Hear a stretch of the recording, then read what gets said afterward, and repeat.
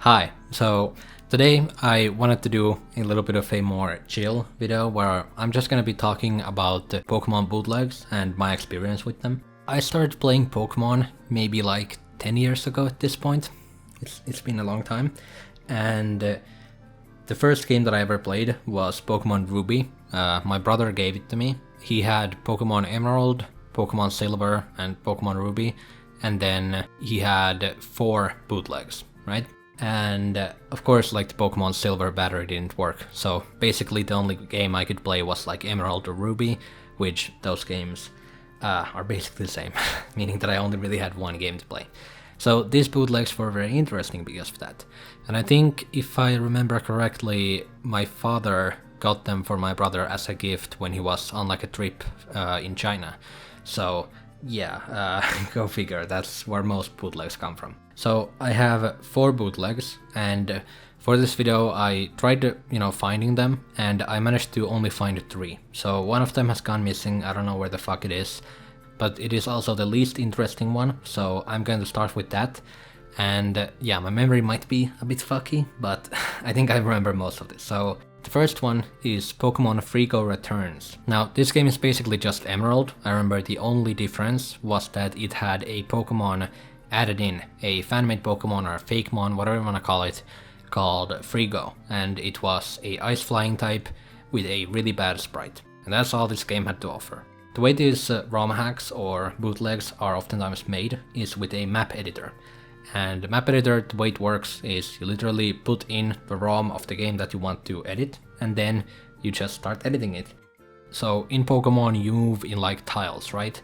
When you press, left or right, you move one tile to left or right. So each of these tiles is like its own tile, right? And you can edit the texture of it, and you can edit whether it's like a tile that you can walk on, a tile that you can't walk on, a tile that you can like surf on, or whether it's like a door or something like that. And well, for some reason in this game one of those door tiles is removed. I think it was specifically the cave entrance for Mount Chimney, which I think is on Route 111. The cave with like Torkoal and the magma base and stuff like that. That door was straight up just missing, meaning that I couldn't progress any further in the game. Next game is Pokemon Crystal for the Game Boy Advance. Now, I have the cartridge right here. It's a lot. So, first of all, it's a Game Boy Advance cartridge, right? Pokemon Crystal is a game for Game Boy Color. So, yeah, that's odd. And it has the 3 starters, Venusaur, Charizard and Blastoise. And it has the Nintendo seal of approval on it, of course. And it has the gold and silver logo. And then finally, it has Tyson from Beyblade, the Beyblade anime on it.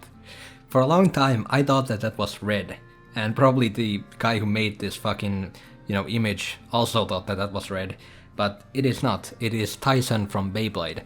And yeah, so this should tell you all you need to know about this. So is the game like just a recreation of Pokemon Crystal for the Game Boy Advance? Is it just straight up Pokemon Crystal, but on a Game Boy Advance cartridge? What is it? Well, it's Pocketman.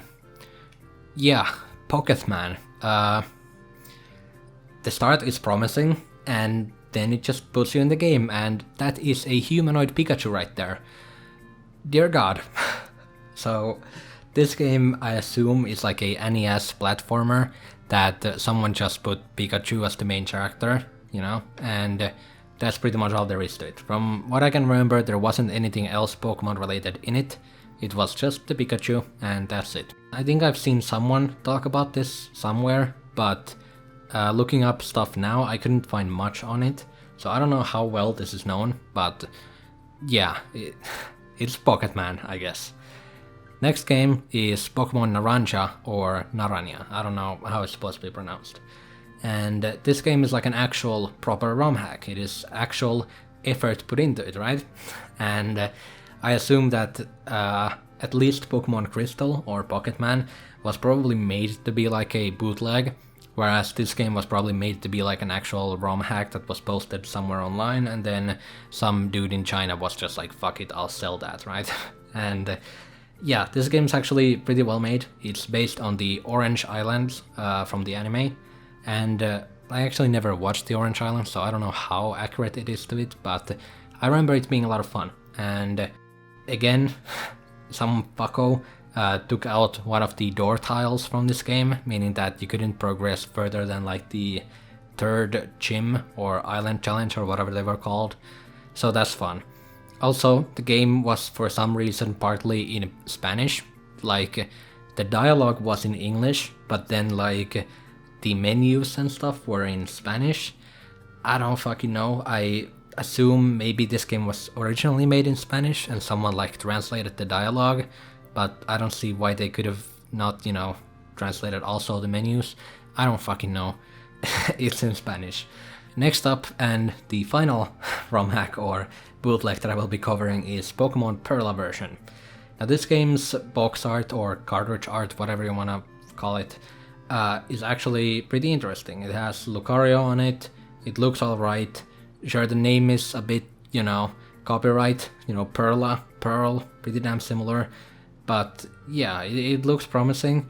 It has like a unique title screen, so that's pretty cool.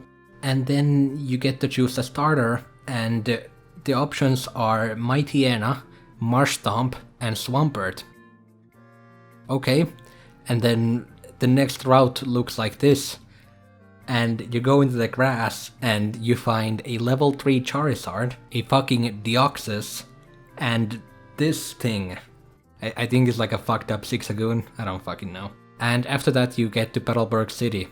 And yeah, if it wasn't clear enough already from the beginning that this is based on Pokemon Emerald, it's based on Pokemon Emerald. And yeah, this is just Petalburg City, except, again, some fucko decided to remove the event tile that triggers like the event with Norman where he tells you to go catch a Pokemon for Valley. So you can't progress further than this. That's fun. But yeah, those were all of the ROM hacks ROM hacks or bootlegs. I don't know what the proper name for this would be.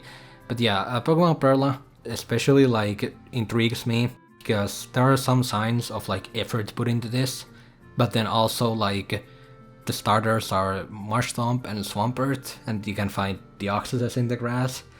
I don't know, it's very confusing. Like the others I feel like are a pretty clear case of what happened and what led to it being sold to my father in China. But this one I have no clue what its origin story is, and I'm very interested in it. Now, I mentioned in the beginning that I basically only had one game to play. I only had Pokemon Emerald, since Ruby is pretty much the same game. And with Emerald, my brother had been playing Emerald basically since he got it, like the same save. Currently, that save has like over 700 hours on it, and I kind of realized very early on that this is not like a save that you restart, right? Like, it's a save that I will probably never restart, it will stay there for the end of time. And the thing about Pokemon Emerald is that it is missing a lot of Pokemon from Kanto and Johto, because they released Fire Red and Leaf Green before Emerald, so they wanted to have like a reason for people to buy Fire Red and Leaf Green, to get access to the Kanto and Johto Pokemon. So this always annoyed me, because my brother had like a Pokemon magazine that had the whole Pokédex in it, and I saw Pokemon like Arcanine, Steelix, and Feraligatr and stuff like that, and I was always like really interested in these Pokemon. I thought their designs were really cool, but I could never use them in Pokemon Emerald. So the question is, since these bootlegs or ROM hacks are just a ROM of Pokemon Emerald that has been edited, could you possibly trade from Pokemon Perla to a official copy of Pokemon Emerald? And the answer is yes, yes you can. Through this, my brother got a Charizard, a Blastoise, a Venusaur, I think Ekans was one, Krabby. I remember I found Krabby and I was so happy about it because Kingler was one Pokemon that I always really liked seeing in, the Pokédex and the Pokemon magazine. So finding like a Krabby in Pokemon Naranja was always so fucking huge. And I think there were plenty of other Pokemon that we got to Emerald through these ROM hacks, and I just think that's like really funny that you can trade Pokemon from like bootlegs to an official copy. And another question is, of course, can I trade the Deoxys from Pokemon Perla to Emerald? And no, you cannot. My brother knew how to do the duplication glitch in Pokemon Emerald, so he duplicated the Master Ball and traded it over to Perla, which we then used to catch the Deoxys, and then traded it, or tried to trade it over to Emerald. I don't remember what the issue was because I couldn't read English back then, but I assume there's some kind of check in Emerald to see whether or not the Deoxys is legit or not, and yeah, this Deoxys is like as far from legit as you can get. So yeah, I was kinda salty about that. Now, as I mentioned, one of the Pokemon that I always really liked was Feraligatr, right? And in Emerald, you can actually get a Totodile by completing the regional dex. And our regional dex in Emerald was actually pretty damn close to being completed, and still is, so we never actually completed it. The only two Pokemon that we were lacking was Lunatone and Latias. Now, Latias you can actually get in Emerald, but you have to specifically choose Latias, which my brother had chosen Latios, and since we didn't want to restart this save, that meant that we couldn't get a Latias, since in Ruby you can only get Latios. Now, after doing the, Deoxys attempt, trying to trade it over, right after that, I remember I walked into the grass in Pokemon Perla, and I found a fucking Latias. But we didn't have a Master Ball, since, I just used it on the Deoxys. And I remember I was like so sad not being able to catch it, but then we like duplicated another Master Ball and traded it over, and then I spent literal fucking hours looking for that Latias, and I never found it. I never fucking found it. But yeah, I think that's pretty much everything I have when it comes to these bootlegs. I think Pokemon bootlegs are very interesting, and there's some very fucking wacky images you can find on Google by just searching Pokemon bootleg. So I recommend doing that. Honestly, these like just imagine the fact that some dude in China fucking put Tyson from Beyblade on a fucking Pokemon bootleg cartridge. Just goddamn. Yeah, follow me on Twitter, I guess, and that's pretty much everything. I'm currently working on the Pokemon Soul Silver Nuzlocke thing. It's gonna take a fucking long time to get ready, but yeah, I'll get that done someday. So until then, see you someday, maybe. Bye.